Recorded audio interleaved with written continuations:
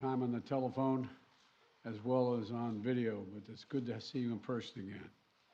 And we've been in close and frequent communication throughout this conflict from the very beginning, but it's particularly meaningful to talk with one another in person, look each other in the eye, because leadership through this terrible crisis has inspired the Ukrainian people, as you have done, Mr. President, and the American people and the entire world.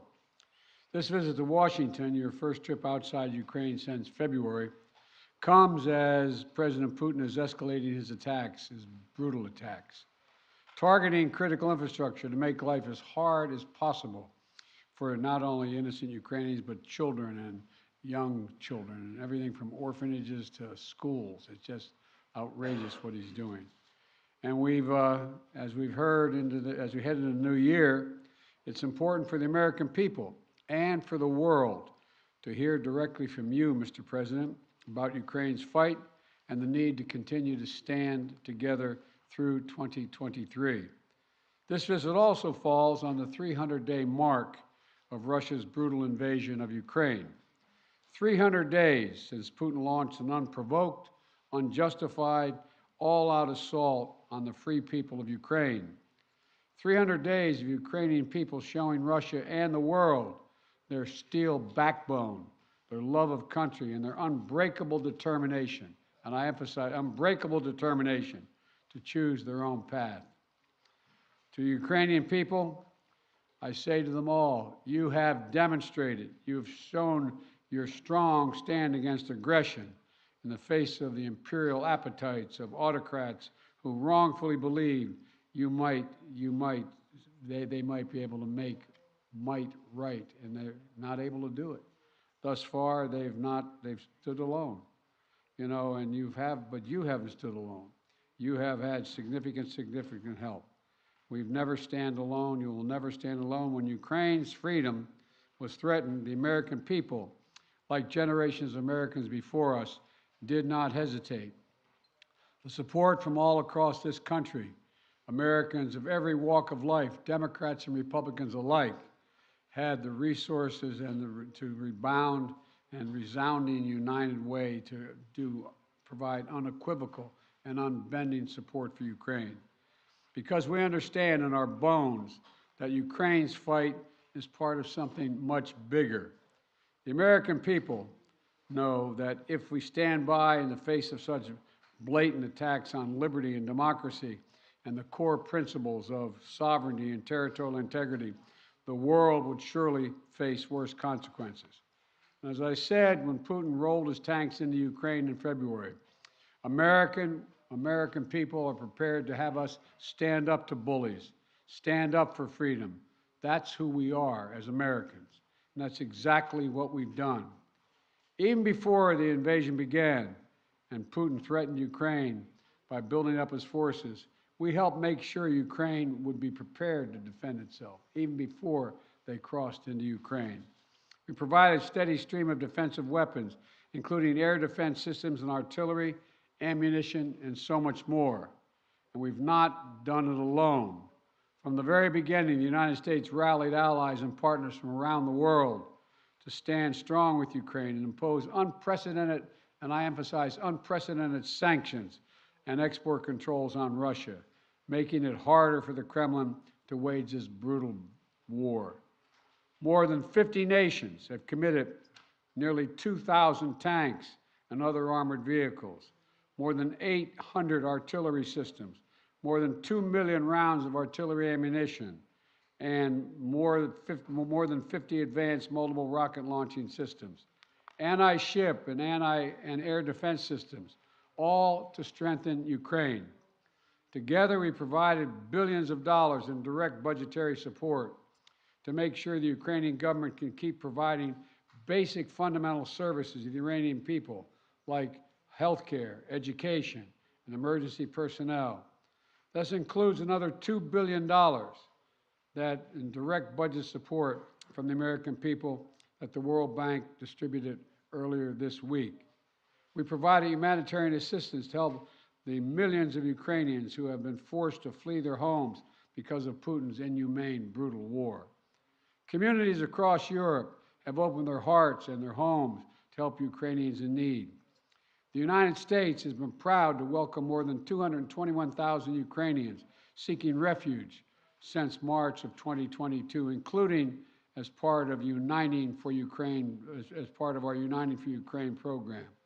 And today, USAID is committing more than $374 million in urgently needed humanitarian assistance for Ukraine.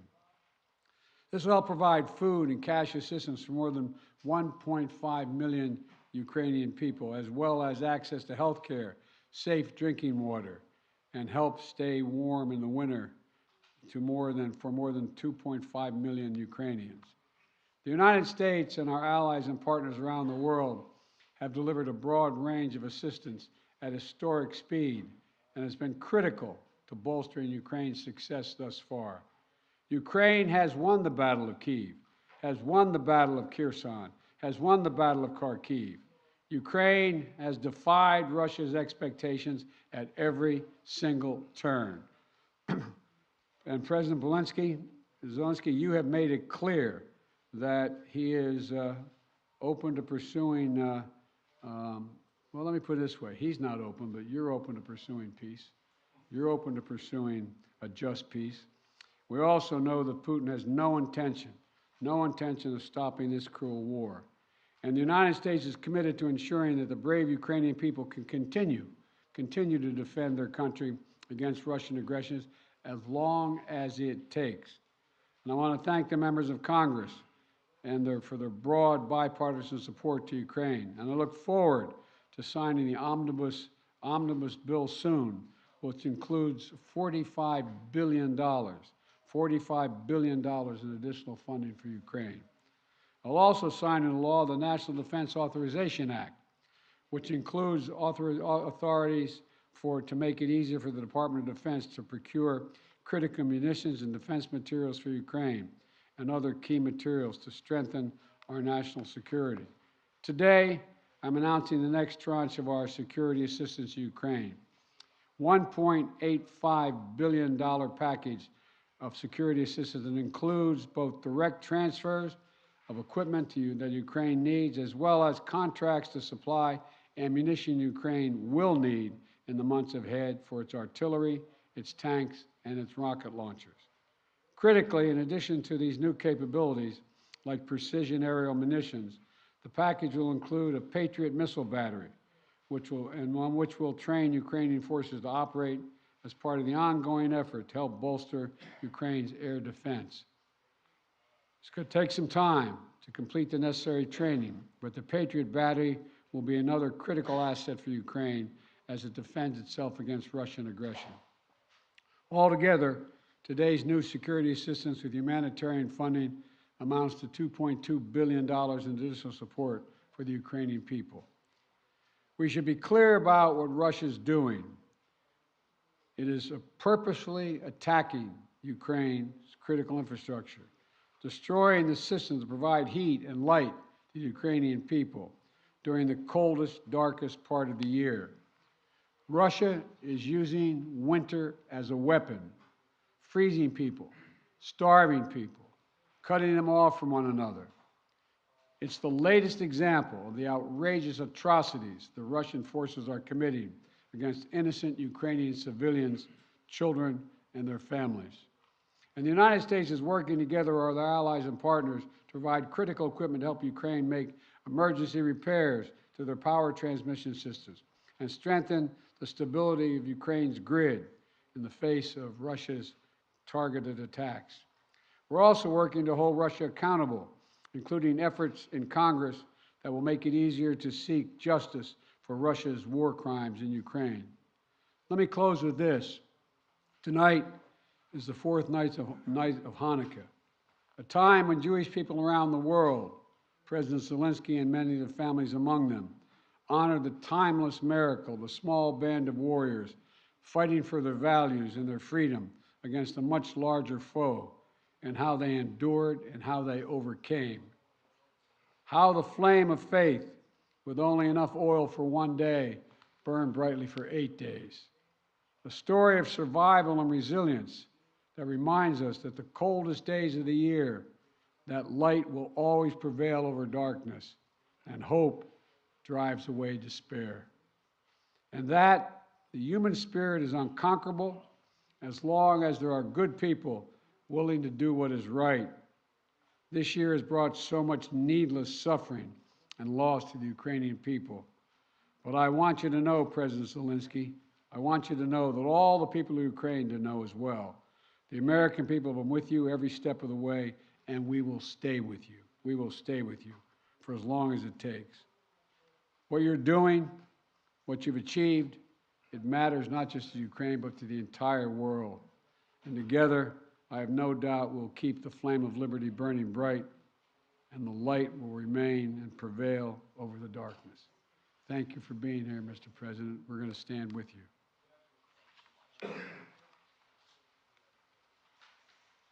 Thank you. Шановний пане президент.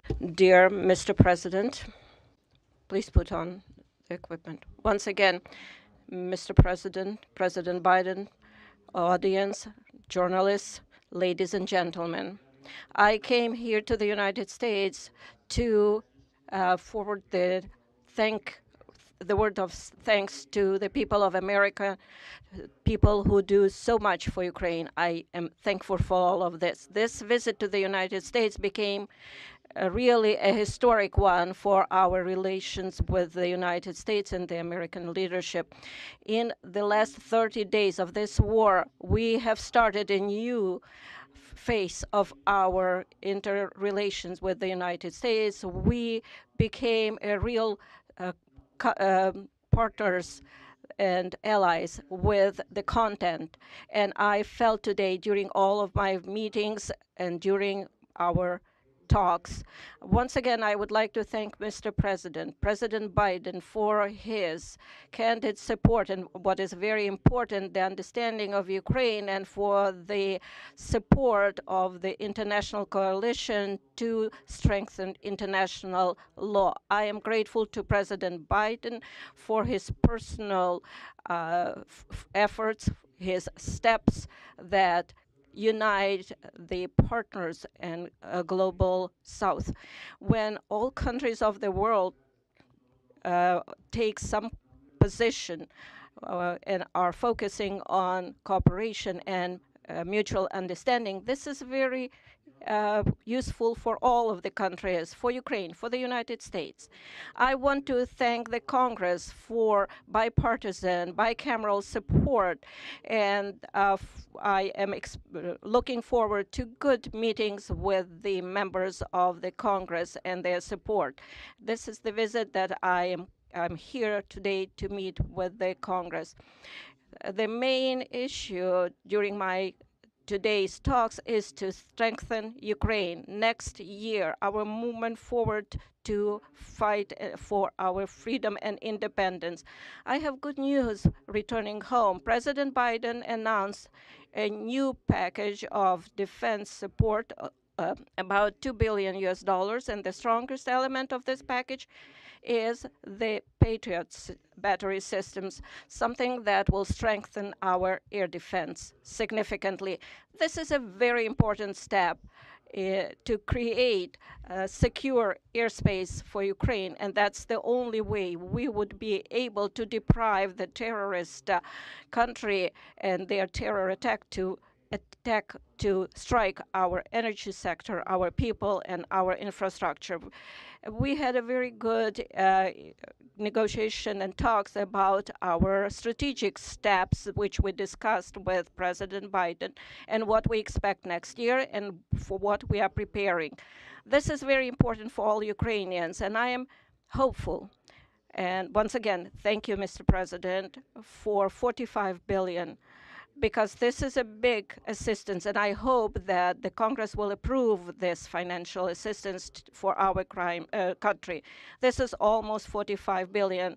Thank you very much for the support. Every dollar of this investment for the United States is going to be strengthening of global security. I know that the American leadership will be strong and will play play important role in global scope. And the United States will help us to defend our values and independence. And regardless of changes in the Congress, I believe that there will be bipartisan and bicameral support. And I know that everybody works for this. And of course, during all of my meetings today, we discussed issues of standoff against terror of Russia, their destruction of our energy infrastructure. We need to survive this winter. We need to protect our people, and we need to be very specific in this area. This is a key humanitarian issue for us right now. This is the survival issue. We are discussing sanctions and legal pressure on the terrorist country Russia. Russia needs to be held accountable for everything it does against us, against our people, against Europe and the whole free world. And it is very important that we have the peace formula. And for that, we offer very specific steps what America can do to help us to implement them. We propose global formula for peace summit. I'm thankful for our American counterparts that they feel us and understand how important it is to continue and stay on course and work on integrity of the country and international rule of law.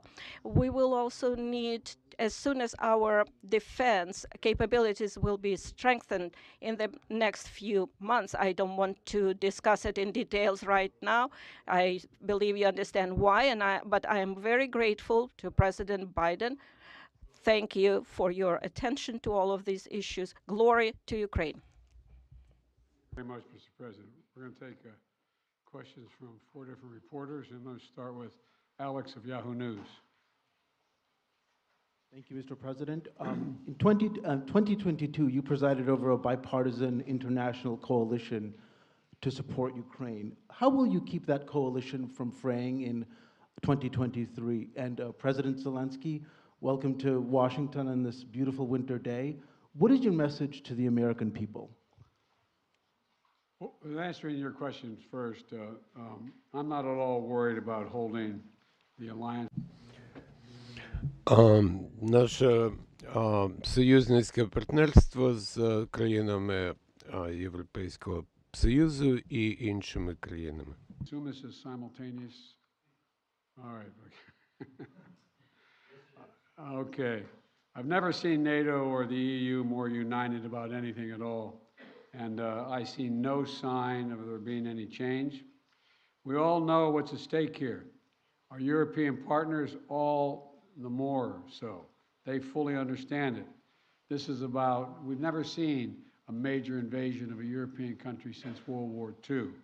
And they see no signs that Putin is going to do anything to change that unless we resist and we help the Ukrainians resist.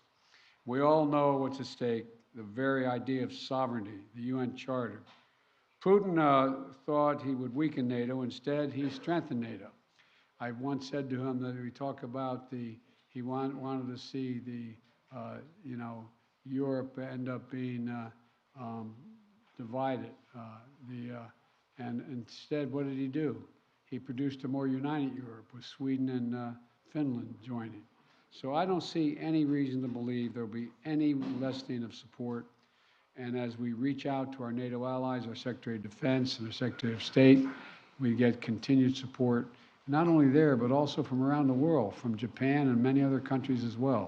So I feel very good about the solidarity of support for Ukraine. Thank you for your question. Дякую за запитання. Tell you very simple things, which are very important for me. And I think so that we have the same values and the same understanding of the life, the sense of the life. My message, I wish you peace. I think that is the main thing, and you understand it only when the war in your country, when somebody like these terrorists from Russia come to your houses. And I wish you to see your children alive and adult. And I wish you to see your children when they will go to universities and to see their children. I think that is the main thing what I can wish you. And of course, to be together with us, jointly, because we really fight for our common victory against this tyranny. That is real life. And we will win. And I really want win together. Thanks so much. Not want, sorry, I'm sure. You call on one of your people, press person? Yeah.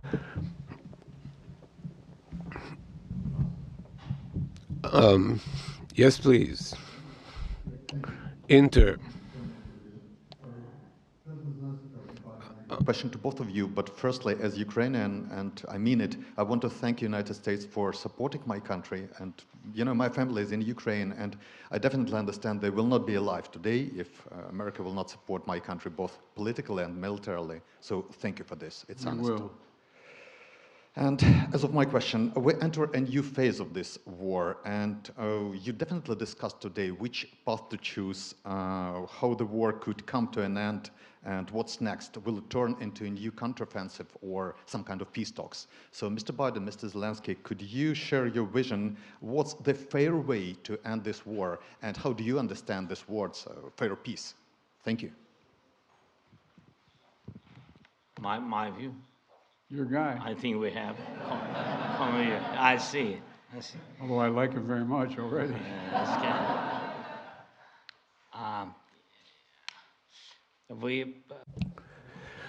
You have started this question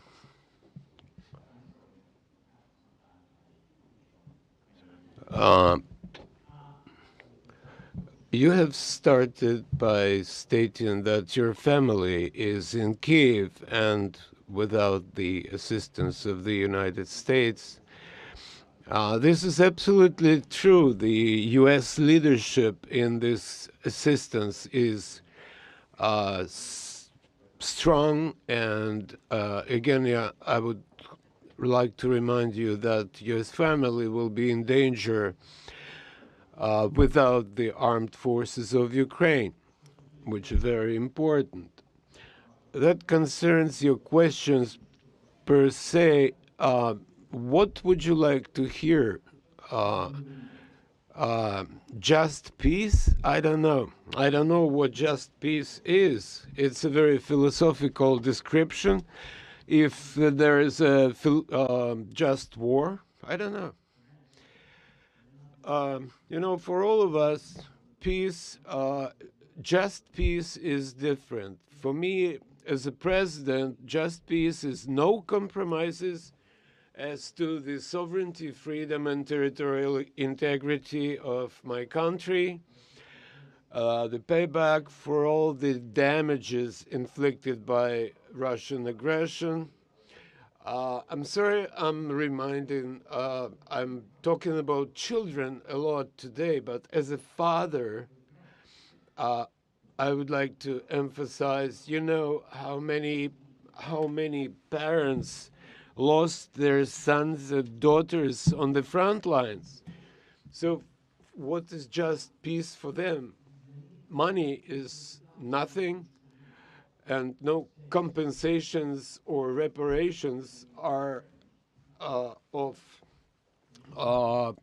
no consequence. They live by revenge. Отже, I think this is a tremendous tragedy, and the longer the war lasts, the longer this aggression lasts, there will be more parents who live for the sake of vengeance or revenge. And I know a lot of people like that. So there can't be any just peace in the war that was imposed on us by these, I don't know how to describe that because we are in the White House and I can't find the proper language. So these inhumans, I would say. Bond, I think we share the exact same vision. and that a free, independent, prosperous, and secure Ukraine is the vision. We both want this war to end. We both want it to end. And as I've said, it could end today if Putin had any dignity at all and did the right thing and just said, pulled out. But that's not going to happen. Not going to happen. It's not going to happen now. So what comes next? What we talked about today was we're going to continue to help Ukraine succeed on the battlefield. It can succeed in the battlefield with our help and the help of our European allies and others. So that if and when President Zelenskyy is ready to talk with the Russians, he will be able to succeed as well because he will have won on the battlefield. And, you know, I don't think we should underestimate the impact this war is having on Russia and the losses they're suffering. And you saw just, I think it was 2 days ago, Putin saying that this is much tougher than he thought. He thought he could break NATO. He thought he could break the West. He thought he could break the alliance. He thought he could be welcomed by the Ukrainian people that were Russian speaking. He was wrong, wrong, and wrong. He continues to be wrong. The sooner he makes it clear that he cannot possibly win this war, that's when the time we have to put this president in a position to be able to decide how he wants the war to end. My turn, huh? Please, yeah. Phil Matterly, Matt Matterly of CNN.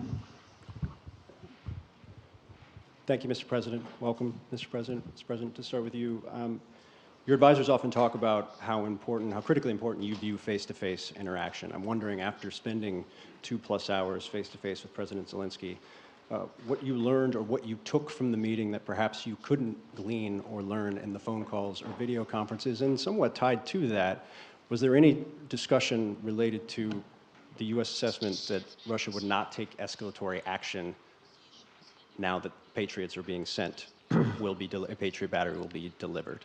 Let me answer the first question, the first part of your question. You know I get kidded for saying that there's all politics is personal. It's all about looking someone in the eye, and I mean it sincerely. I don't think there's any substitute for sitting down face to face with a friend or a foe and looking them in the eye. And that's exactly what's happening at this moment. We've done that more than once, and we're going to continue to do it. And the winter is setting in, and Putin is increasingly going after civilian targets and women and children, orphanages. This guy is, well, but he's going to fail. And he's going to fail. He's already failed because he now knows that there's no way he's ever going to occupy all of Ukraine. There's no way in which he's going to be accepted by the Ukrainian people. And so he's failed in the past, and it was very important for him and everyone else to see that President Zelenskyy and I are united, two countries together, to make sure he cannot succeed.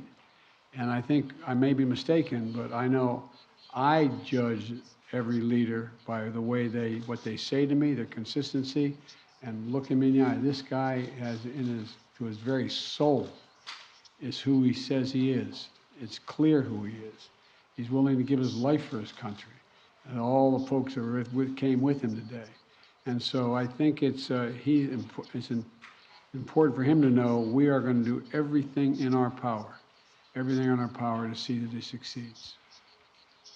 Thanks. What was the second part of your question? I just asked if you had discussed how the U.S. calculated the escalatory effect of sending a Patriot missile battery to Ukraine. I did not discuss that at all with the president, but we do not. It's a defensive system. It's a defensive weapon system. It's not escalatory. It's defensive, and it's easy to not. And we'd love to not have to have them use it. Just stop the attacks.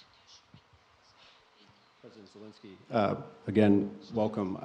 You mentioned earlier that you wanted to make this trip for a while now. Why now?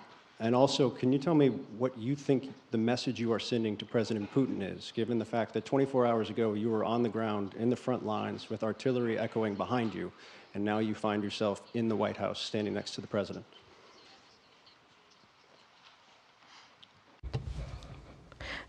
Thank you very much for your question. As to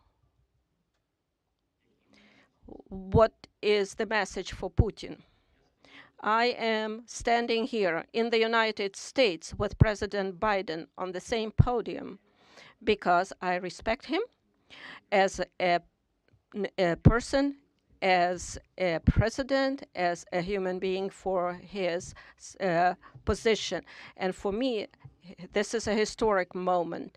I can send messages to President Biden. For example, if it's not serious, you said, what's going to happen after Patriots are installed?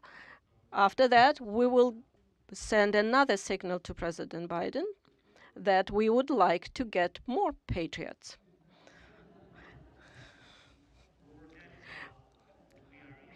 I'm really sorry.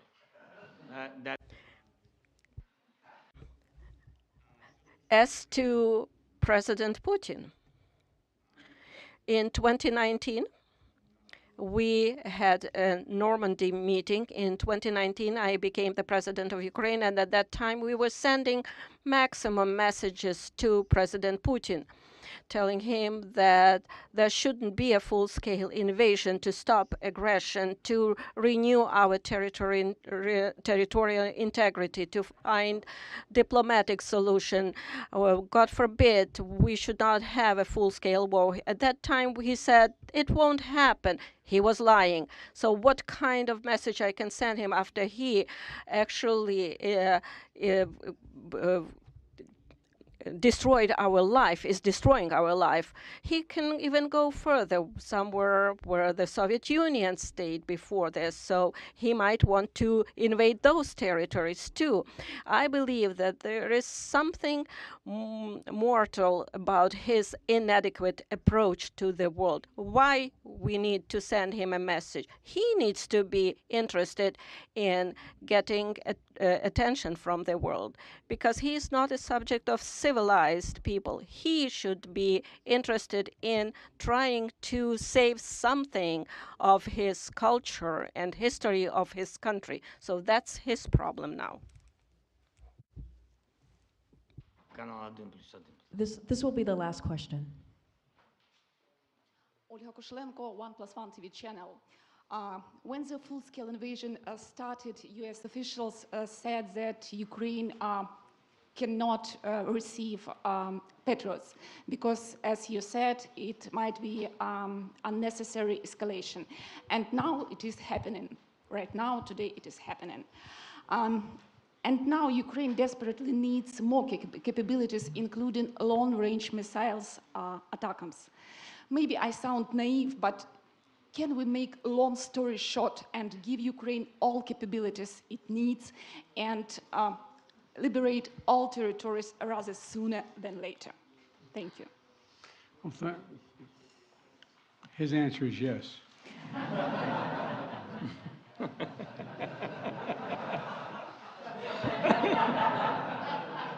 I agree. Let me be straightforward with you here. Дозвольте мені бути відвертим з вами. Факт полягає в That before Russia invaded, we dedicated an enormous amount of security assistance to Ukraine. And we've given Ukraine what they needed, when they needed to defend themselves. And since the invasion, that has resulted in more than $20 billion in terms of security assistance. Just today, I approved another $1.8 billion in additional assistance to Ukraine for it to succeed on the battlefield. And we're focused on working with allies and partners to generate capability in 4 key areas. Air defense, as we know today, the Patriot is the best of that.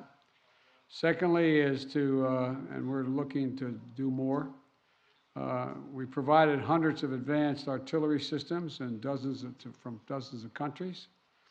Thirdly, we've worked with partners to get Ukraine tanks and other armored vehicles. And fourthly, we've announced today another 200,000 rounds of additional ammunition. Now you say, why don't we just give Ukraine everything there is to give? Well, for 2 reasons. One, there's an entire alliance that is critical to stay with Ukraine. And the idea that we would give Ukraine material that is fundamentally different than is already going there would have a prospect of breaking up NATO and breaking up the European Union and the rest of the world. We're going to give Ukraine what it needs to be able to defend itself, to be able to succeed and succeed in the battlefield. And the other piece of this is, you may recall, one of the reasons why I have spent, well, I won't tell you the calculation, but I've spent several hundred hours face to face with our European allies and the heads of state of those countries, and making the case as to why it was overwhelming in their interest that they continue to support Ukraine. They understand it fully, but they're not looking to go to war with Russia. They're not looking for a third world war, and I think they can all be avoided by making sure that Ukraine is able to succeed in the battlefield. So anyway, there's more to say, but I probably already said too much. Thank you. Well, thank you all very, very much. Appreciate your time and attention. And as I said, Mr. President, you don't have to worry. We are staying with Ukraine as long as Ukraine is there. Thank you all. Thank you so much. All the best. Ladies and gentlemen, please remain in your seats until the official delegations have departed. Thank you.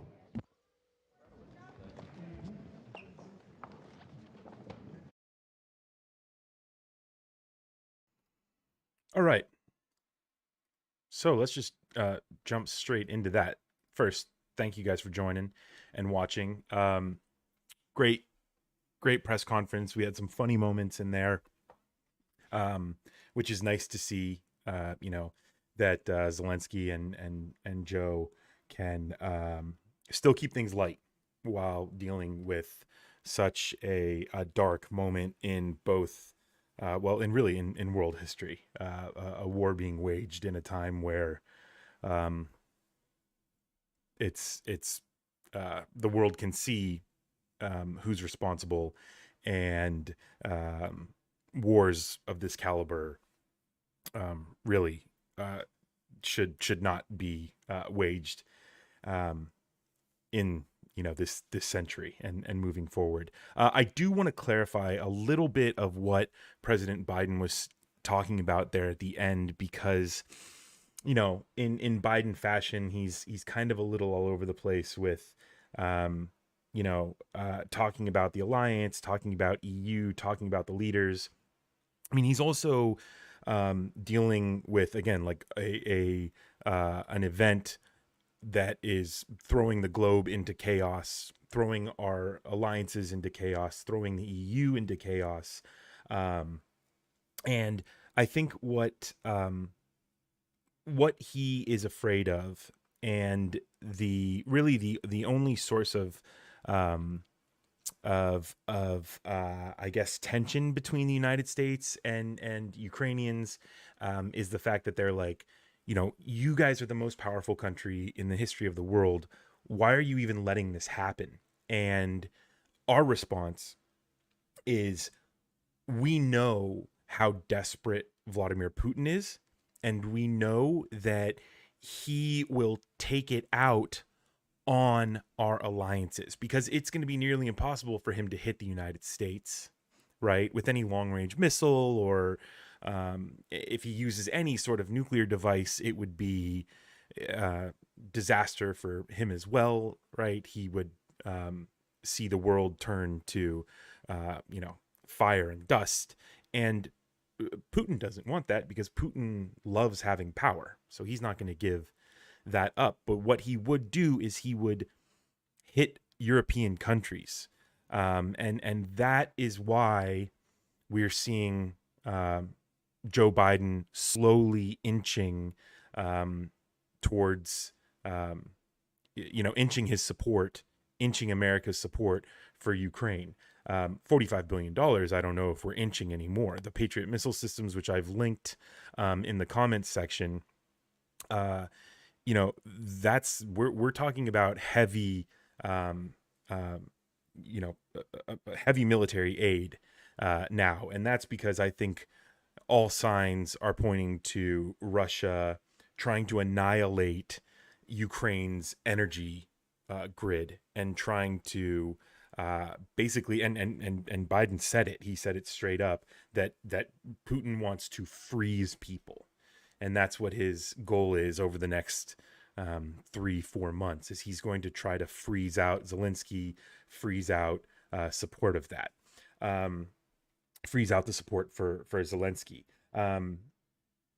I thought it was also interesting, and so I hope that kind of clarifies, right, why Biden answered the way he did. He said he has 2 points. We've got the NATO alliance, right? That if we were to give everything, all of these munitions to Ukraine, which he's already giving them the air defense. They had the rocket, the shoulder propelled rockets or shoulder fire rockets, surface to air rockets that they were using, which if you've been following this at all, there have been hundreds of videos of soldiers firing these rockets, Ukrainian soldiers taking down Russian air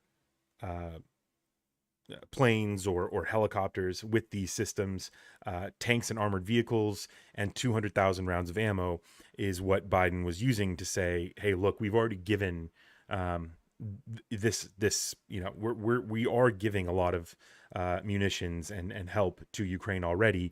But if we were to give any more, beyond Patriot missiles, and that includes, I think, enforcing a no-fly zone, right? Trying to prevent Russian planes from even taking the air, and that includes our Air Force going in and enforcing that. To do that, Biden thinks that it would end up hurting the EU because Vladimir Putin is so unstable that he would take it out and attack a European nation. And one more point I wanted to make was, Vladimir Putin is trying to paint Volodymyr Zelenskyy as this Nazi, right? And that's something that he's been doing for, even before the war. He ramps up this whole, Putin and Russia, we're the ones fighting the Nazis now. And so Joe Biden, what he does is he closes his remarks by saying and honoring Hanukkah right next to Volodymyr Zelenskyy, while Zelenskyy kind of nods on. And that kind of flies in the face of Vladimir Putin's entire, propaganda stretch, if you will. That Vladimir Zelenskyy is a Nazi who Putin has to destroy and fight in order to save the Russian people. So, interesting press conference. I'm going to be also live streaming Volodymyr Zelensky's address to Congress tonight, so be sure to check that out. Joe, man, thank you for joining the stream. Thank you for watching and for commenting. Oh, let me see here. Man, let's see what you have to say. Yeah, we don't want World War II, right? World War III, sorry. Yeah, exactly. And I think that was, that's important for Joe Biden to kind of explain to Ukraine that, it's terrible in Ukraine right now, and you could hear it in Zelensky's voice when he was talking about, imagine if Putin was coming after your kids and that you were unsure of their future, you were unsure of them going to college and them having kids. Imagine that for your own family. You can just hear it in his voice and how he talks, that things are desperate in Ukraine right now, especially with the winter that they're going to face. So, while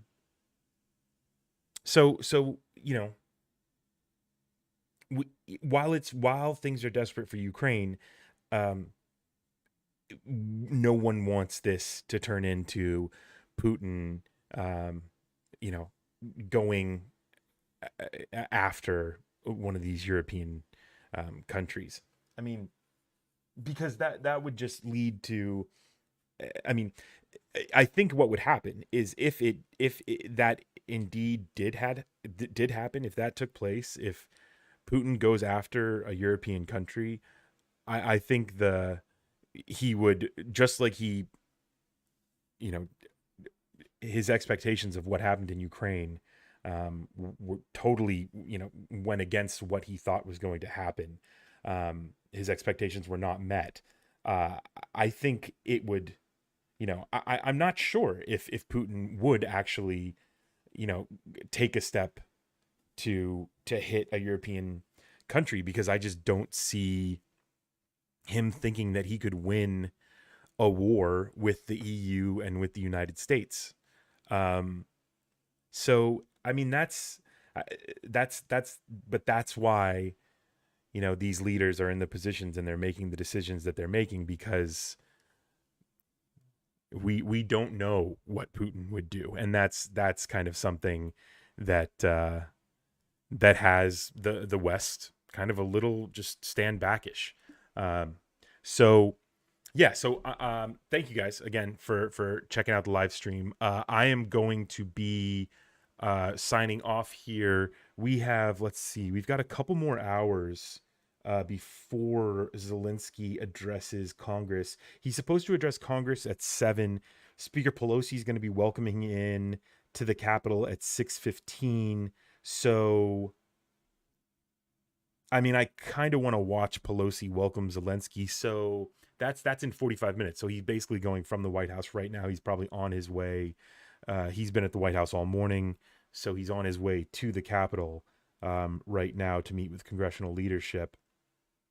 It's going to be interesting to see how Republicans respond to Zelenskyy. You have the MAGA Republicans who, are on Putin's side because they're just following their leader Trump, who is a Russian Putin agent.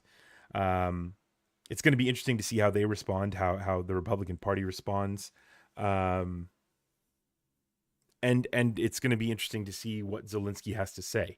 So that is going to take place at 3:15. So in about 45 minutes from now, 3:15, I'm on the West Coast, 6:15 East Coast. Pelosi welcomes Zelenskyy to the Capitol, and Zelenskyy is supposed to be addressing Congress at 7:10 Eastern. So I will be live somewhere between, in the next hour or two. So once again, thank you guys for checking out the stream, and I will get these comments. Oh man, they're not even fitting in the comment section. I'll get that under control for next time. But I'm going to log off for now, and I will catch you guys in the next stream.